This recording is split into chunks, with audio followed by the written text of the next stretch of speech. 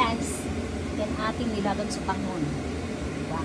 Nilaga ko lang yun para mapadali ang ating pagkain. Master fried sardines. Ayan.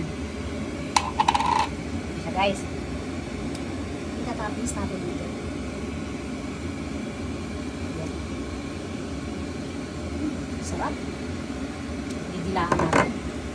And then, talagyan natin ang sibuyas. Sibuyas na pampalibog. Ayan. Dami-damihin natin. Mas masarap. Ayan, shoutout sa tanan. Madaling gawin. So, tangon lang yan, guys. Tapos, lalagyan nyo yung sardinas. Fried sardines. Master. Yun ang nilagay ko. Tapos, lagyan natin ng celery para masarap. Ayan. Ayan siya, guys. Ito ang ginamit ko.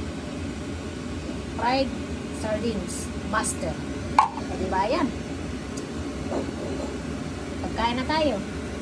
Ganyan lang, guys. Bye!